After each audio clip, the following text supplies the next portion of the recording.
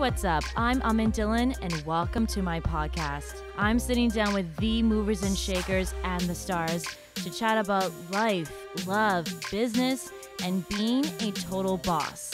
It's raw, it's candid, it's the stories behind the headlines. This is In Conversation.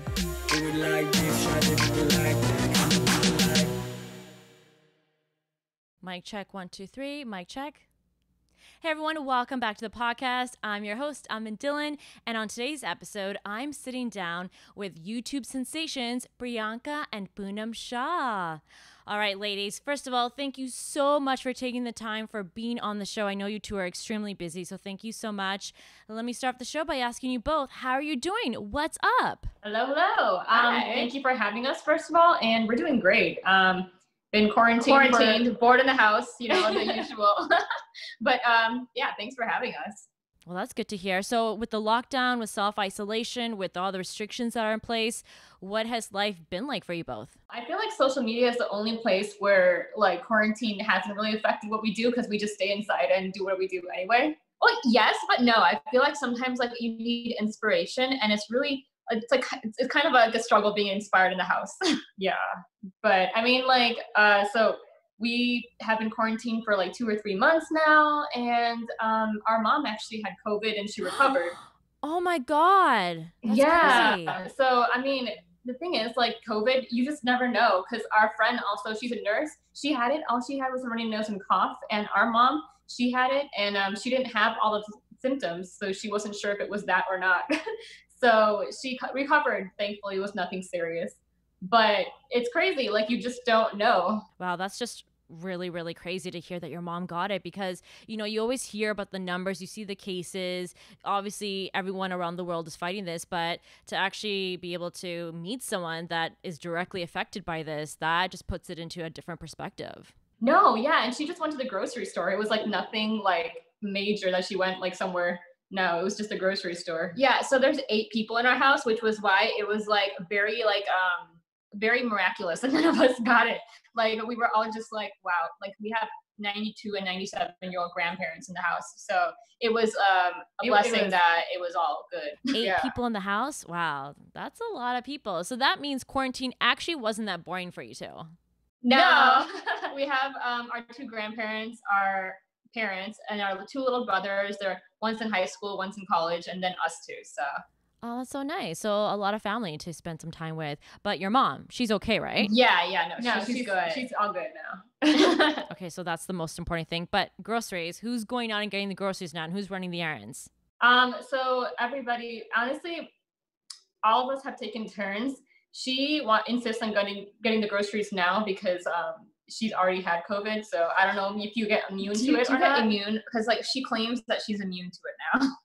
Well, I'm so glad that she's doing well, and I'm so glad that both of you are safe and sound as well. And I just wanted to mention, before we get started with your career and everything and finding out about your journey, this interview is really special for me because you two are my first twins. Yeah, I've never interviewed twins on my show before, so you two, my first ones. Hey! Okay, so hold on. So which one's which? So I'm Poonam, and this is Priyanka. Okay, and I see you're dressed differently, but how do people normally tell you apart? We actually look kind of different. So after 2 weeks, people usually can tell us apart even by our personalities. Like, we have like distinctly different personalities, and we look like the same when you first meet us, but after like probably like 5 days, you'll be like, I don't know how I ever told you guys like you look the same, because you look so different. We are fraternal, which is surprising. We look identical, but we are fraternal, and we have very different personalities as well.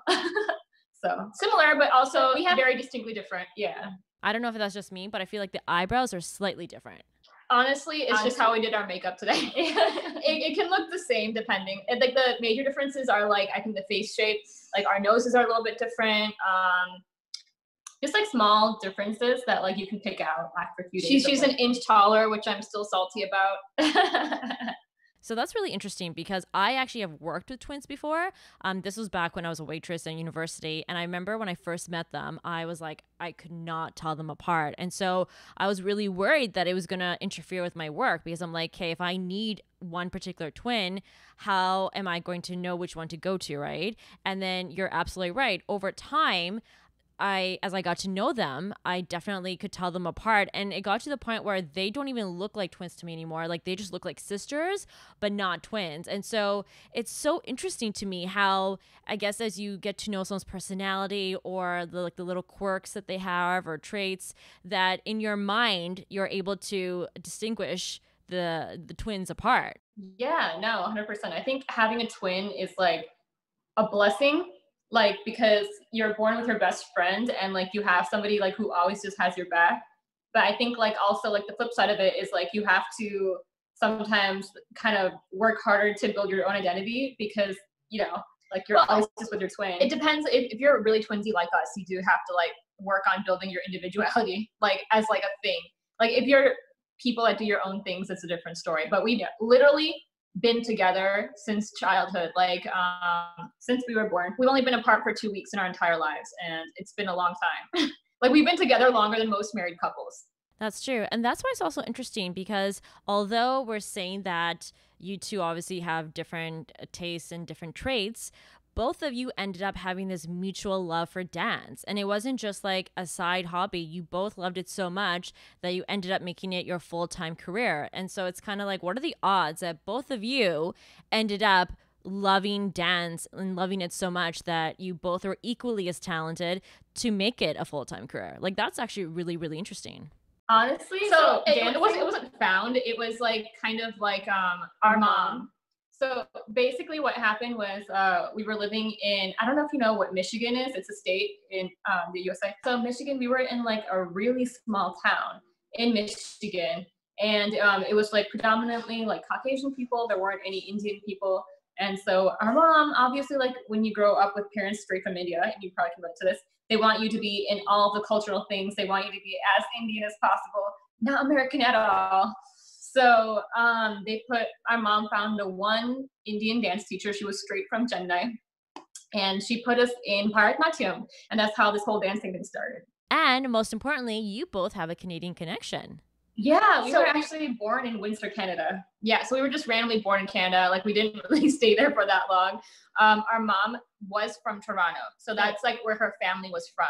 So that's why she was visiting her parents and we were just early. That's amazing. So does that mean we can claim you? That we can say that you're Canadian talent? Yes.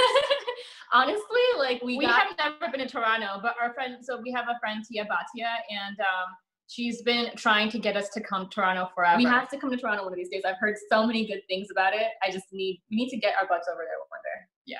Okay, so let's get into your career and your journey because I know a lot of people are probably really interested to find out how you two became the YouTube sensations that you are. So let's go back to getting that big break. So obviously you both are interested in dance, but to turn it into an actual career, in order to even get noticed by the industry and get these opportunities, you two were making YouTube videos and were able to successfully turn that into a full-time career. So tell me, what was your first break? How did you get into this industry? Honestly, okay, so here's the deal. We love to dance, but like we are two people who honestly just love to dance and didn't expect anything out of it. And so like when our video first went viral, we were just like shocked. We were just like, what is happening right now? So our video went viral and that was on Facebook and we didn't expect it to at all. And from that video, we got called on to Jhalak Dikhla Ja, which is India's Dancing with the Stars. Which was the coolest experience ever. I think that was like the first time we were actually part of like anything like production wise. So it was just a really cool experience. Even like seeing Karan Johar was like so cool. Seeing him on set, we were like, oh my God, the man responsible for our childhoods. Like literally. That was nerve-wracking. That was so nerve-wracking. But so I think that what it was like after Jhalak, we went on in like numerous like other shows and we were doing dance gigs all over the world. We were in Manmarziyaan because that's a Bollywood movie with Anurag Kashyap as a director, and he basically found us from that one viral video. dance video, and we just kept in touch with him for like 2 years after that. And this is what I love about your story and about similar stories of people getting discovered on YouTube, because I just love this current time we're living in, where anyone that has something to say, they have a talent that they just want to share, they are able to create a YouTube channel, put up videos, and they just never know who's watching. And most of the time, someone unexpected ends up watching and they get discovered, right? There's so many people that have no connections to the industry that because of a YouTube video, because they start a YouTube channel, they were able to get in front of a decision maker or get discovered and completely changed their lives. So I want to ask you, the dance show, that sounds like a fantastic opportunity. So tell me the story. How did you get discovered for that? Was it like a producer? Was it Karan Johar himself who happened to see one of your videos and go, I need to get these twins on my show? What's the story? No, so actually what happened was that video went viral, and then we got somebody got in touch with us via email from the production company, and they were like, hey, like, we really want you guys to be on Jhalak Dikhla Ja, like season 9. And we just were like, oh wow, that's a big show. Okay, like, we've never done anything like this before. Like, we're not even like prepared mentally. So like they tell us that they want us to compete like in 2 weeks. No, sorry, they have to like fly to India in like 2 weeks. Yeah, we fly to India in 2 weeks. So it was all very like rushed, and we were like, okay, well, we're gonna roll with it because this is really cool. And yeah, honestly, it was by far the coolest experience, that video. And it wasn't even like mega viral. It was like a couple million hits, but it's not like, you know, like 40 million or something. But like, we literally got on some TV shows' radars. Like, we got on Ellen's radar. Someone from her team contacted us saying like, oh, this video's on our radar. We're just like, oh, really? How cool. Yeah, it was just very random, like the entire thing. And the experience of being on Jhalak was really cool because we'd never been in front of cameras before. Like, this was our first time doing all of it, like the clips, the cameras, like the trailers, like the seeing other huge, so like we were the underdogs. Like, I'm pretty sure every single star on that show was bigger than us. So it was just really cool being able to see how everything worked and the entire process. It was our first glimpse into that industry, into what is it, entertainment TV shows. Yeah. So tell me about actually going to India. Were you two ladies going to India regularly, or was this like maybe a first visit in a very long time? We definitely grew up going to India. Yeah, we grew up going to India, but that was our first time staying in India for that long period of time. Mm-hmm. So it was kind of a culture shock because we just were not used to it. Like, we're used to like Googling things, honestly, and like going to get groceries. And like, for that period of time, like we hadn't been to India. So, I mean, it was great because we had like relatives that helped us, since we still have relatives in India. But yeah, it was definitely like a thing being in India for 3 months versus like we're only there for like a month at a time, or like maybe like 2 weeks or 3 weeks at a time, like before.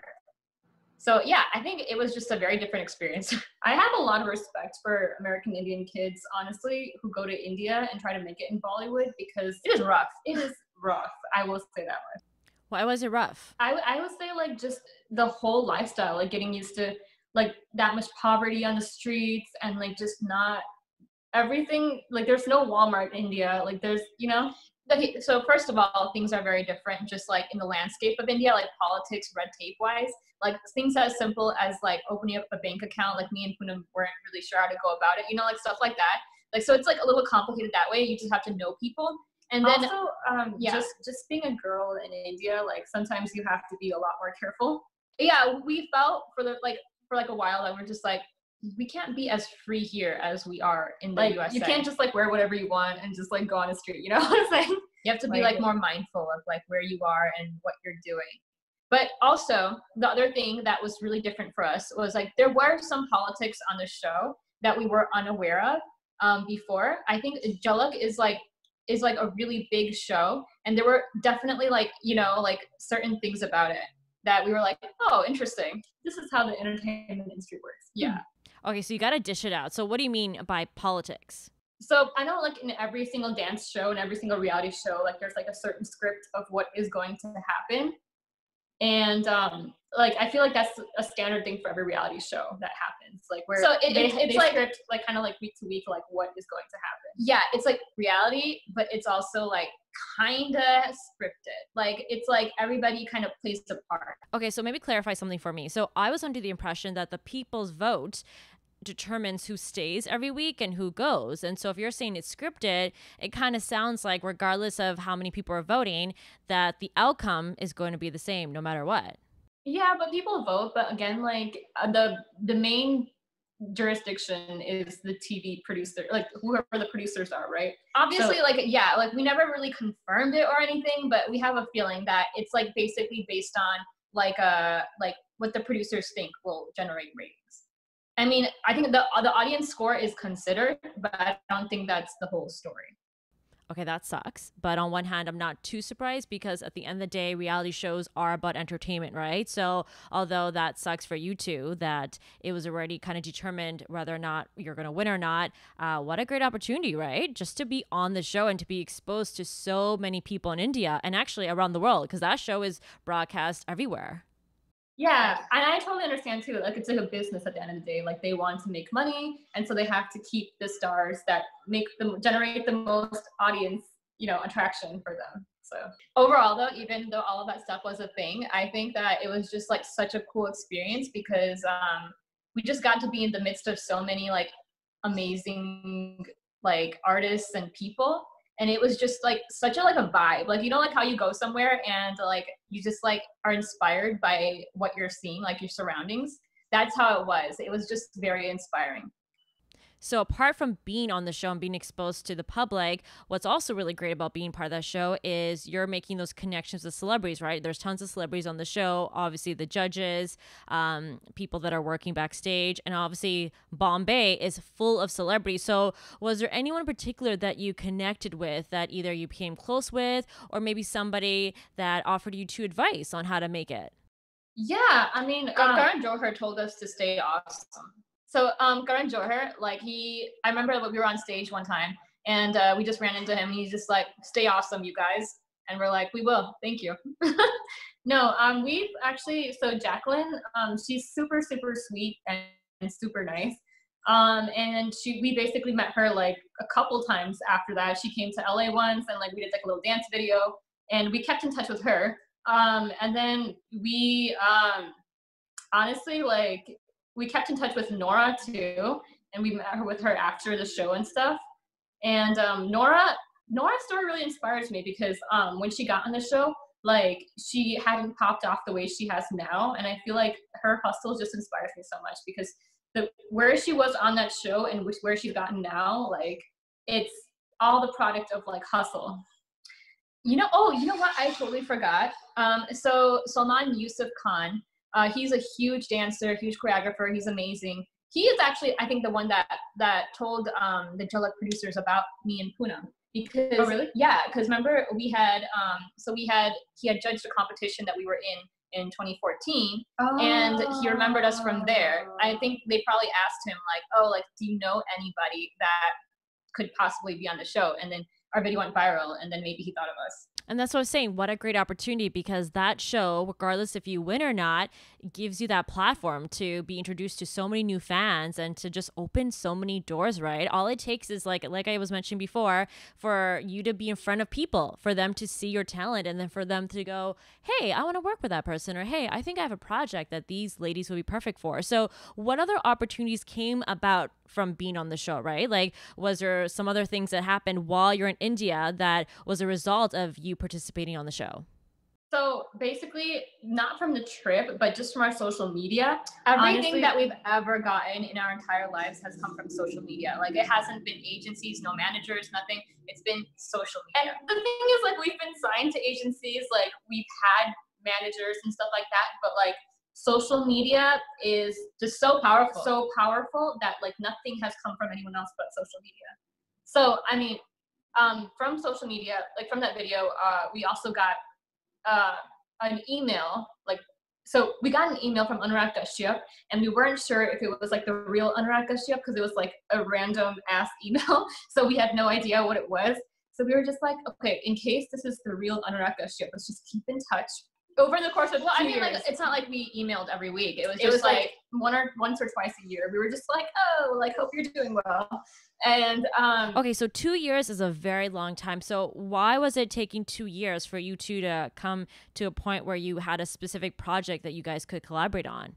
So he was just like, he messaged us. He was like, oh, I have, I'm going to keep you in mind. I want to put you guys in one of my movies. So we were just like, okay. And then we were just like, we just like kept in touch. Maybe like we emailed him like once, like, hey, hope everything's doing well. And 2 years later, he was just like, oh yeah, like he just randomly emailed out of the blue. And he's like, yeah, I finally figured out what movie you guys are going to be in.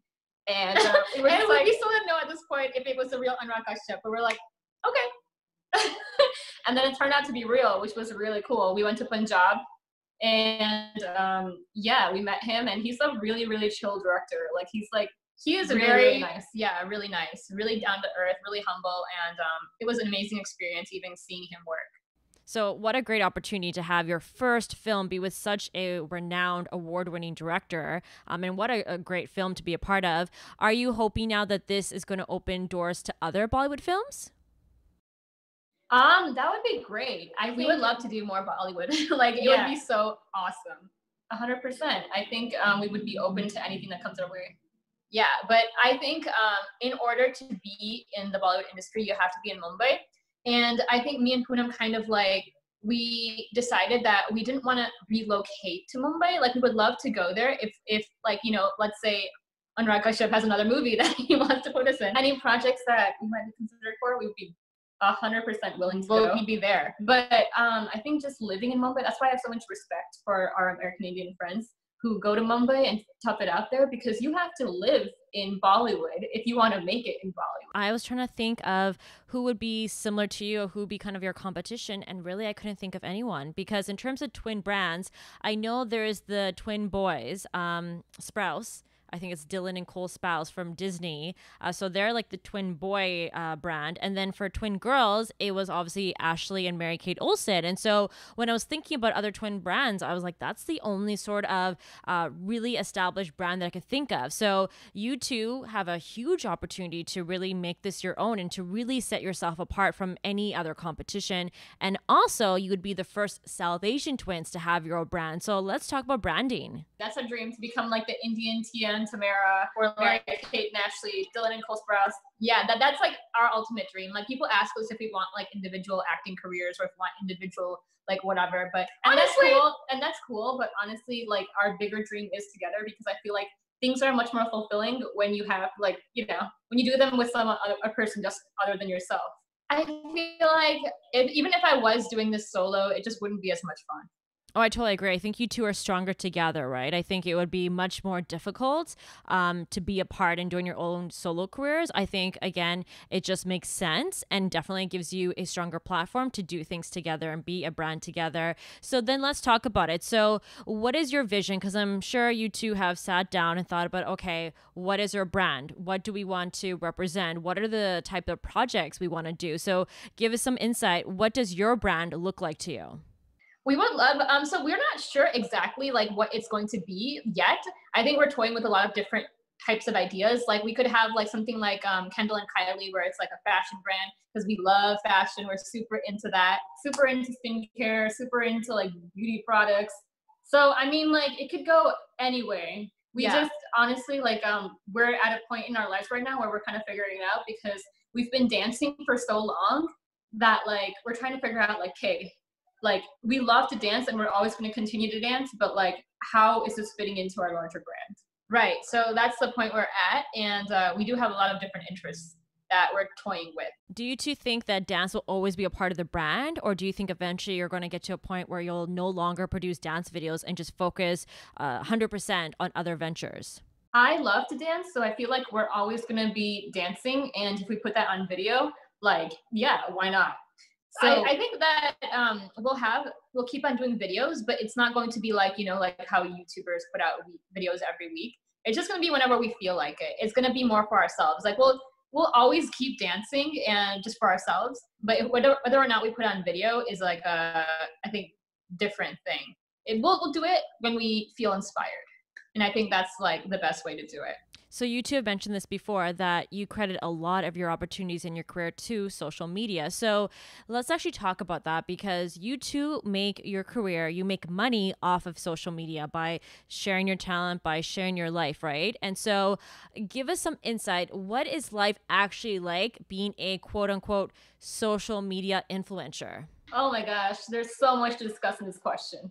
So, social media is a double-edged sword sometimes because social media is a great place to market yourself, and we're so grateful for all the opportunities that it provides. But also, you have to have like a very mental, like health, like a stable mental health to kind of like deal with everything that comes with social media, especially like comparing yourself to people, just like seeing everyone's highlight reel and like kind of like, yeah, and dealing with that. And sometimes honestly, like there's so many pressures that come with it that we also like we needed to like stabilize our mental health at some point, and we like started like talking to a therapist about it, and it's like the one of the best things we ever did. Yeah, so I think there's just a lot of like things that come with you being a brand. Like like when you think about like a brand, like it's not personal. Like you think about it as being like I don't know, like if you were to create a fashion brand completely separate from yourself, like it would be different. But if you are the brand, you feel somewhat like personally like invested in like what it looks like, and then it gets very confusing. Like you're like, is this the brand or is this me? And like where do they intertwine? Where do they separate? Right, because people use social media for different reasons. Like some people are just personalities, and it's like their personal like diary or something.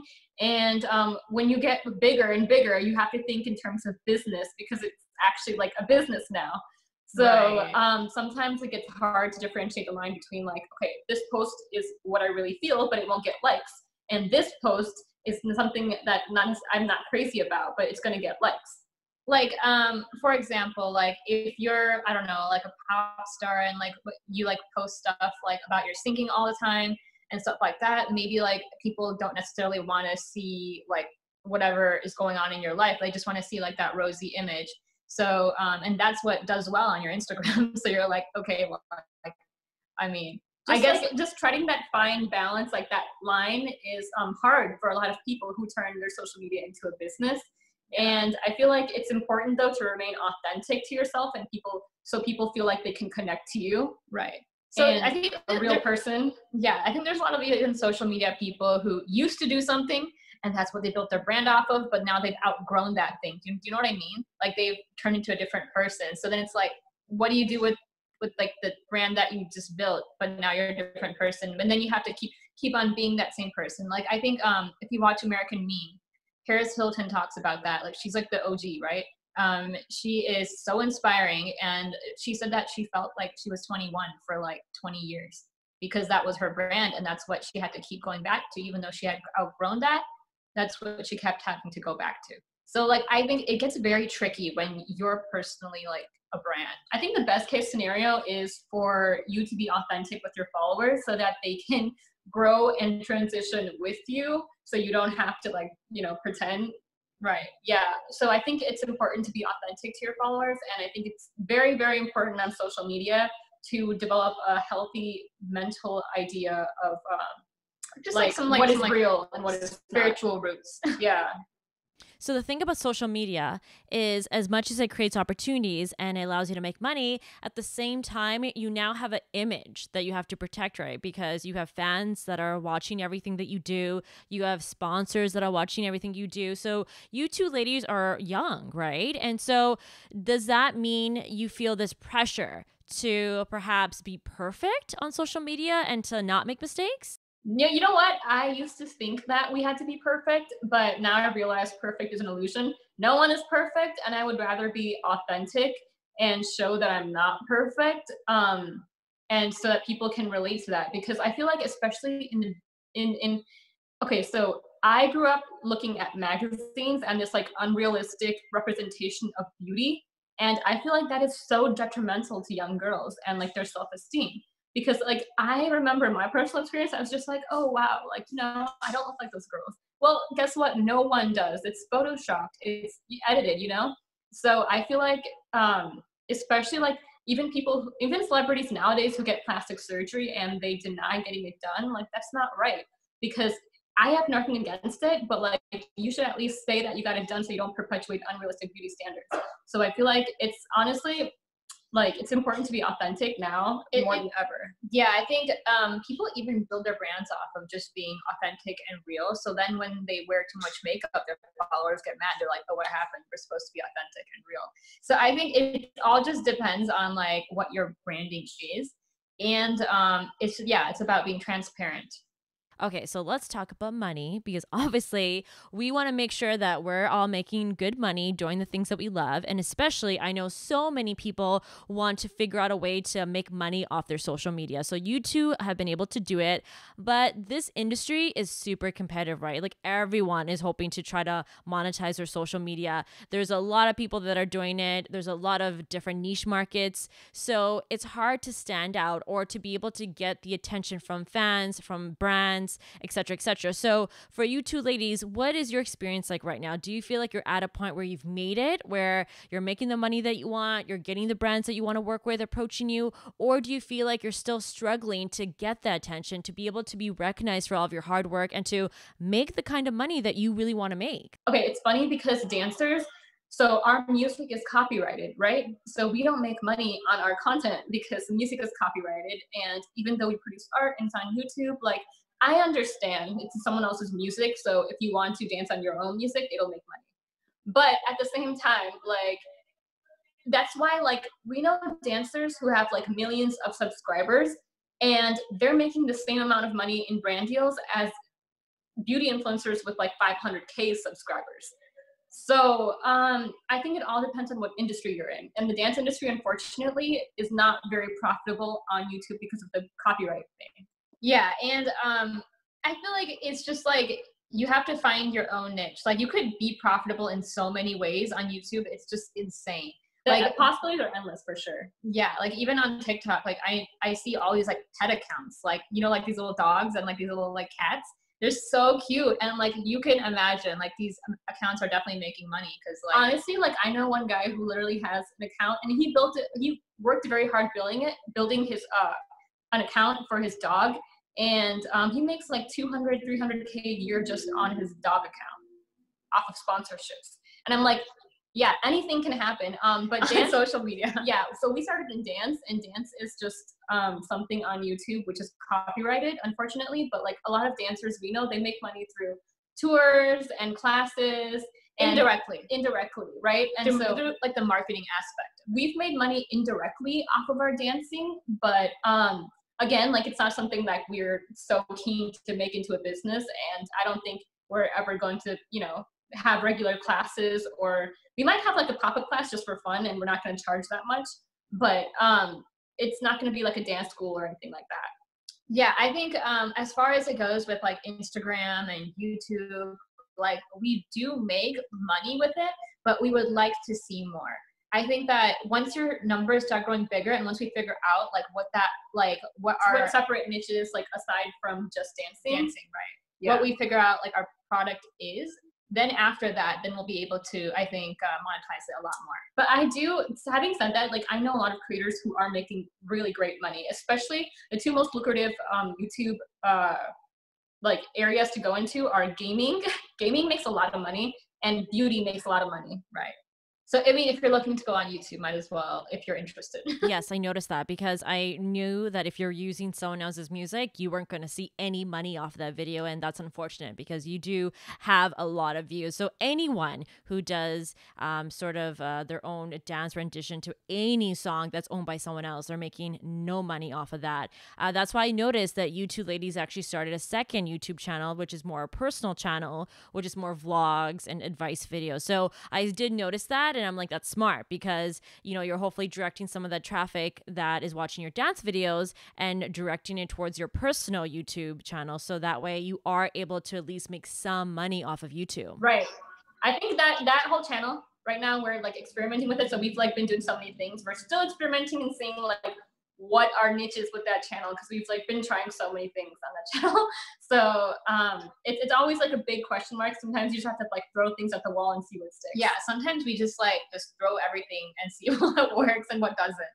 Yeah, I think with social media, it's very easy for people to look at someone's social media feed and think, oh, they have such a glamorous life. They make it look so easy, but they don't see the hard work behind it. Like, as someone who's in the same industry as you, I know how much hard work goes behind the scenes in creating those posts, getting that perfect pose, right? Getting that perfect caption, setting up a calendar, always being ahead of the game. It's a lot of work. So that's why I wanted to bring it up, because I know how much work you've put into your YouTube channel, into your social media, into everything. And then it can be really difficult when you're not getting that payoff, because it does sometimes take a very long time to make that payoff, to be able to make the kind of money that justifies all the hard work and time you're putting into it.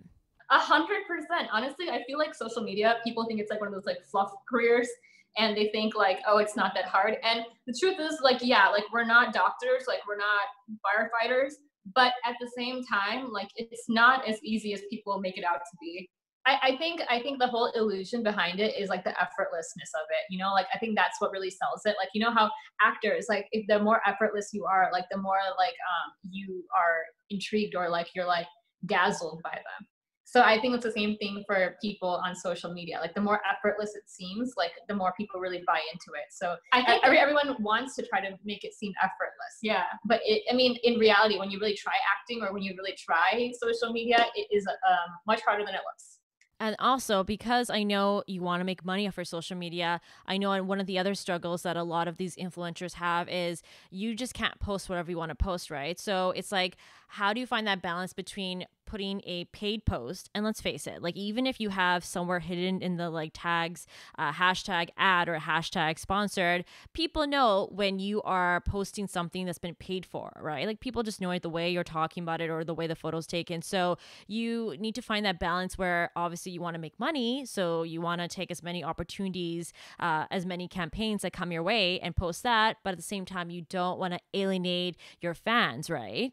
Here's the thing though, like that's totally a thing as well, but I think authenticity is going to make your followers stay. That is like the number one thing. So even if you do a sponsored post, it still has to be in your voice. It still has to be something that you would say, and not be like, completely out of the blue. Yeah. And so I mean, we have turned down certain things because we just feel like it wasn't our brand, or like, it would be very random. Like for us, like doing like a random vacuum commercial would not make sense. Or like, like people like hit us up, like somebody just WhatsApped me about some like atta commercial in India. And I'm just like, does that really like, are we atta people? I don't know. I feel like some things are just off brand. So I think that's another thing with social media. You just have to know what is on brand and what is off brand, and really define that. I think it's like the boundaries can get all the way everywhere if you don't really define what it is. Yeah, I think if you have like a commercial for like everything under social media, like vacuums, like everything, hair dryers would make sense for us. If you're a mom, that would make sense. Yeah, right? But I think like sometimes your followers will just like stop. They'll tune out at a point, and you don't want that to happen. Yeah, like the trust you have with the followers is very important. So you two ladies are so fortunate that even though you're quite young, and I know you still have a long way to go in your career, you two have had a chance to do some unbelievable things in your career, right? So I want to ask you if you could maybe pinpoint the coolest thing you've had a chance to experience in your career, what would that be? That's a good question. I think that the best moment, honestly, of my career to date is, I'm thinking. Honestly, I cherish every moment, and I think the best is yet to come. Yeah, I agree with that. I think the best is yet to come. If I were to choose a specific moment so far, I think it would just be like when our video went viral for the first time, because see, like after you experience things, they stop being new. Yeah. But at that point, everything was still so new, and it was so crazy that we got all these opportunities, and that we were flown everywhere for commercials and like shows and like this and like that. So I think like when everything is new, that feeling will never return. And so I feel like just getting to that again would be amazing. Yeah, I would love to return back to that when everything was so new. Okay, so that's pretty cool that you've been flown out to do commercials, to do shows. So that's very much the celebrity treatment. So do you two ladies feel like you've made it, that you are celebrities in your own right? Not at all. I'm a celebrity? Hell no. I don't think you're a celebrity. She's like so rude with it. I think the word celebrity has like, so okay, here's the deal, right? When everything was new to us, the word celebrity meant something, but like now, like we've been on the shows, we realize like celebrities, the people that we thought are celebrities, right? That illusion is shattered. They're just regular people with a projection. And a lot of people don't realize that until they see it in person. And we've seen it in person. So I feel like celebrity to me doesn't mean anything unless you're Beyonce. And I watch Beyonce's documentaries every single day. We do watch Beyonce So documentaries. I feel like the only celebrity who would like, you know, really like shock me would be like beating Beyonce. Yeah, I think that like celebrities, like the whole concept of fame is so changed nowadays, right? Like, you know, like when like it was back in the olden days, it'd be like if you saw a movie star, it was like a rare thing. Like, oh, like this person with all this fame and all this Or the red carpet. yeah. Or And a magazine. it was like a novelty, right? Yeah. But like I feel like there's so many, It's become more accessible, way more accessible since social media. there's so many social media stars like on so many different platforms, and it feels like everybody has a corner of the internet at some point, you know? Like it just feels like you could be like, you could have 10 million followers and nobody knows who you are still. Isn't that insane? Like you find accounts and you're like, what? This person has 10 million So followers. there are people like on TikTok, on Instagram, like Charlie D'Amelio. She's like a 16-year-old girl, and she blew up on TikTok for like just viral dances, right? And then there are people like actually like who are in movies, and they have like maybe like a 600K or 700K following. They have more clout in Hollywood, but like, you know, kids like Charlie, like they're actually also famous too. So it's like a weird like social media and celebrity time. It's like a weird time to be a celebrity. Like I feel like fame doesn't really like mean what it used to mean, you know? Like you're not like, people aren't starstruck by celebrities nowadays. That's a really good point, because the word celebrity, it has changed quite a bit, right? Like you used to think, yeah, it's just a movie star, someone that you would see on the big screen or small screen. But now because of YouTube, because of social media, there's definitely this other whole market of celebrities that have their own fan following. So for you two ladies, are you at a point now that you end up unexpectedly bumping into somebody that's a fan, or being recognized out on the street, just living your own lives? We, From time to time. you know what? It's funny because we have been recognized at like random ass places. Like I don't like really put myself on a pedestal or anything like that, because I just know that celebrities are just normal people. And we've been recognized in Barcelona randomly. Like we were at the cathedral in Barcelona, and there's an Indian girl who came up to us, was super sweet, and she was just like, "Oh my God, you guys are the Manmarziyaan girls." And then we were just like, "How did you even recognize me?" It's so crazy. Like I'm just like, we were only like that much of it, and we were wearing sunglasses like a lot of the time too. So we were like, No, and it's then crazy. we've been like recognized, like just super sweet, like Indian girls will always like come up to us at the airport, like, "Oh, I've seen your videos, like love your videos." And it's honestly like so like nice to see that people like, you know, recognize us and stuff like that, because I think, okay, so after you get on a platform for a while and you're on it, you forget that people actually like watch these things. yeah, and it's like, who watches these things? I'm put just it like, out. does anybody watch? I don't know. Like, Yeah. do they? I don't know. So it's but- nice to see that people actually like watching and engage with your content, I guess. And yeah, and then I think the thing that you kind of forget is like how much you can impact one person. I think that as it becomes about the numbers and the money and stuff, like you forget like it's not about the quantity of people that you affect. It's about like the quality of like how much can you inspire one person to like follow Yeah. their dreams, to like do something like to live their best lives. Yeah, 100%. And that's the thing, like you remember all of a sudden when somebody comes up to you and like is so inspired by you. So you two are not only sisters, but you're business partners. So do you find that you're always agreeing on everything? Definitely not. Like we disagree every single day, like multiple times a day. I feel, yeah, like we have a lot of different ideas, and you know, because we're sisters, because we've grown We up have together. the same values, I would say, like the exact same values, but we have very different ways to go about things. Sometimes. And, it is a myth that twins always get along, because we argue all the time. Yeah, we have different ideas, and sometimes you just have to like give in to the other person and just like let it go for the sake. We've of honestly, the like, I bigger feel like picture. we've gone through couples counseling, like actually though. So we actually went to a twin therapist like last year. Oh, wow. So did anything come out of that? Were you able to uncover anything? I feel like we had old couple problems. Well, we like, you know, like when couples stay for with each other for a long time, and like the She littlest was things. she was looking at old married couple problems, and we had quite a few of them. The littlest things about the other person will like bother you for no reason, and you're just like, wait a second, like this, you know, like so you have to like kind of just, I guess we went through counseling, and like it was a great experience for us. Like we weren't on the verge of like breaking up or anything, but like it's important, especially when you've been with somebody for so long, like you have to learn how to like make peace. Yeah, so I think that therapy is just a really good thing for everybody in general. Like I think that honestly, me and Poonam get along better than a lot of twins we've seen. Yeah. Like there's just some twins that I think it's just so sad. Like they don't even want to talk to each other, and that's That's really because of sad. how they grew up, like with each other, so competitive and all. But yeah, I think that everybody could use a therapist at some point. Okay, but then how do you resolve disagreements, right? So, like, let's say, for example, the Atta commercial. What if one of you was like, yes, for sure, we're going to do this, and the other one was like, absolutely not. This is not on par with our brand. Don't want to do it. What do you do then? How do you come to a resolution?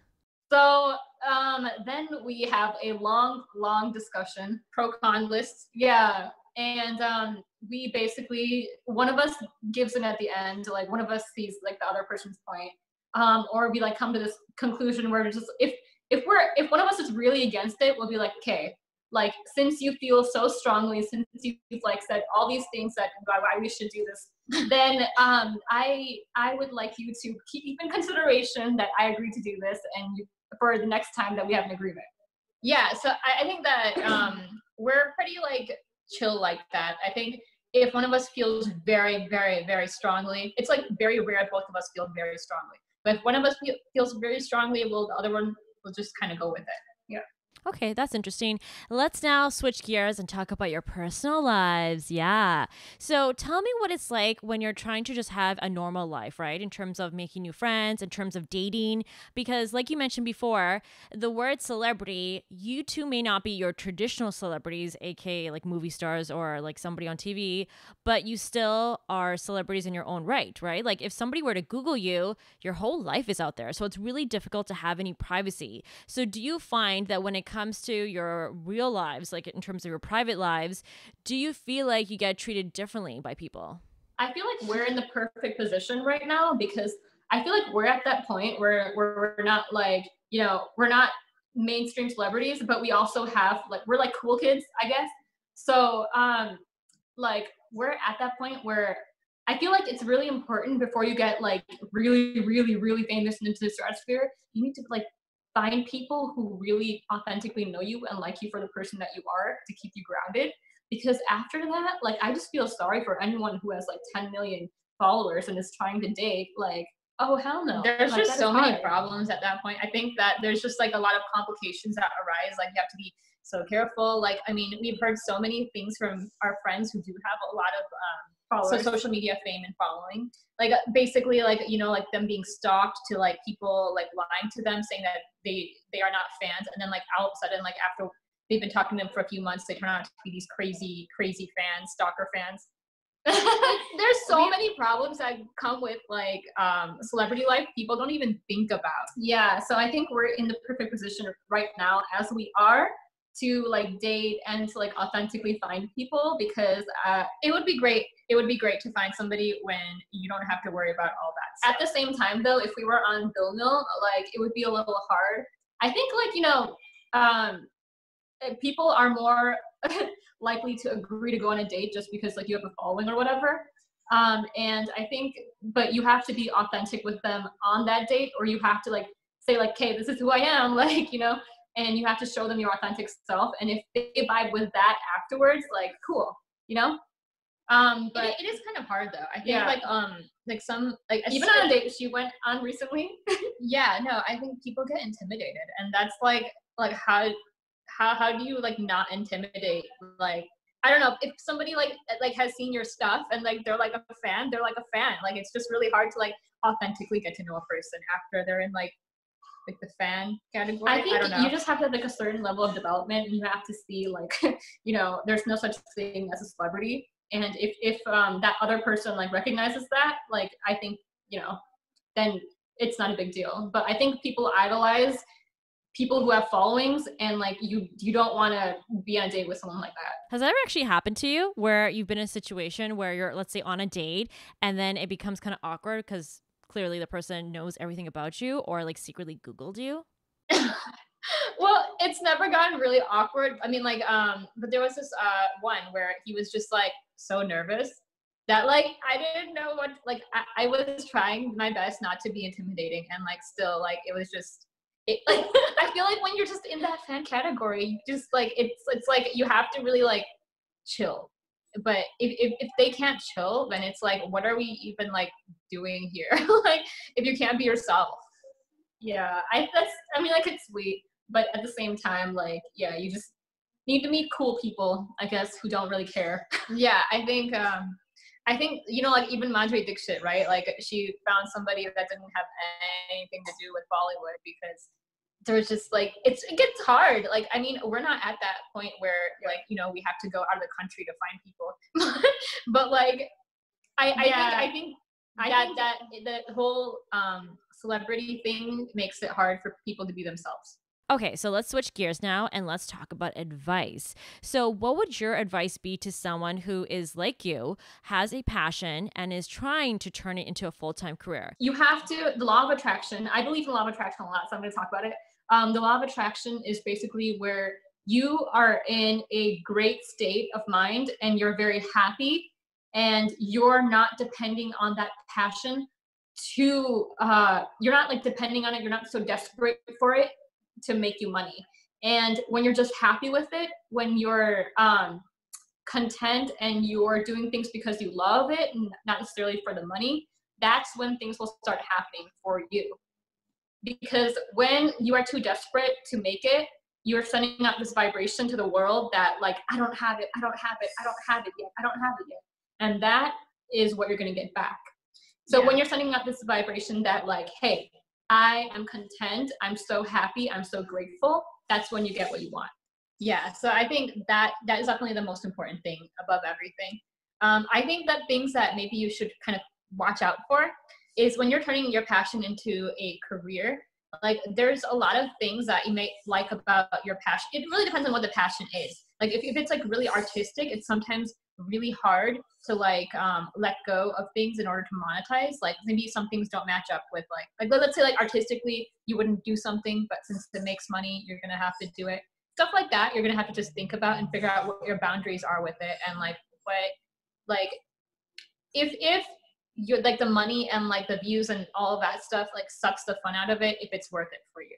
Okay, really good advice. Okay, so I'm almost out of time with you, but I want to quickly end this interview by talking about your parents, because when I was Googling you two and taking a look at a lot of your social media, I know you two are very much involved in your family. Obviously, you have a big family, and I know they've played a big role in your career. So let's talk about that. I was reading somewhere that your mom in particular, she loved dancing. She was a dancer herself, but she couldn't pursue it and make it a full-time career. And now I was just thinking, they must be so proud of you to see you essentially living the American dream, right? That you were able to take something that you have a shared bond with, aka dance, and where your mom was not able to turn it into a full-time career, you two are now living out her dream. So how does that feel? Tell me about that. I think it's honestly such a privilege for us because our parents had to come to this country and fight for their basic needs. And we have the privilege of being able to following our dreams and fighting for self-actualization. So I feel like that is like the biggest privilege you can possibly have. And they're super, like they want to see us, you know, go to like the greatest heights possible. Right. And they're all about it. And so I think like my mom, like since the beginning, she was a momager, like a dance mom. She would do everything. Like me didn't even want to go to dance class, but she would be like, no, you're going to dance class and I'll get you donuts after. So we used to go for the donuts, honestly. Yeah, like, no, but like they would be like the happiest people on the planet. Like they want to see us basically they want to see us go to the greatest heights possible, and they want to see us like live the dreams that they're not able to. Which is like, I mean, like we kind of want to even do it for them. Like I want to like I would love to take our parents to the red carpet. Like I want them to go through that whole journey with us. Yeah, I think that would be amazing. But I will say, no matter how big you get, like, I don't care if you're a celebrity, like, your Indian parents are going to be your Indian parents. They're going to ask when you're getting married. They're going to ask, like, when you're settling down, like, what's going on, and then, like, nag you every 5 seconds. So I don't think that ever changes. Like, I know people, like, in their 40s, still same thing. Yeah, and that's why I just think right now, there's so many people like yourselves, like myself, other people in the industry that we're so blessed to be South Asians growing up during this time. Because I just like to think like our parents must look at us and go, wow, we could have never imagined that my son or daughter could make a career off of YouTube or on being online or be able to get into the Bollywood industry with no connections. And I just think like we're so blessed and fortunate to be living in this generation, to have these opportunities, because I know your story is very similar to mine and to many other children of immigrants, that our parents had to struggle. They had to come to this new country. They had to try to fit in, to figure things out. And unfortunately, they didn't have as many doors open to them. They had to work odd jobs just to put food on the table, to put a roof over our heads.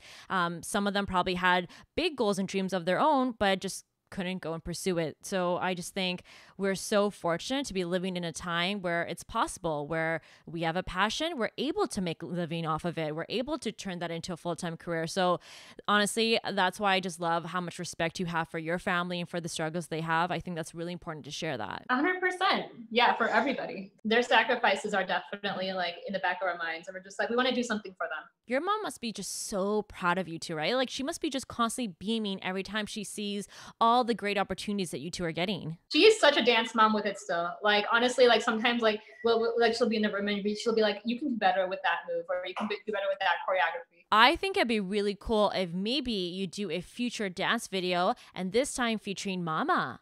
Wouldn't that be pretty cool? Yeah. Oh, yeah. That'd be fun, actually. That would be so fun. I think 100%. Mama can bring it. No, I've never done that before. We should try it. Well, thank you to both of you for taking the time out of your busy schedule to chat with me, to give us so much insight into your world. I really appreciate it. And make sure if you come through to Toronto that you come see me, right? Like maybe we can do another interview, but it could be like in person, and maybe we could play like a little game. So we'll make it fun for you. Thank you so much for having us. It's been like lovely just chatting. Hey guys, I hope you enjoyed today's interview with the Shah Twins. If you did and you want to see more interviews like this, all you gotta do is hit that subscribe button.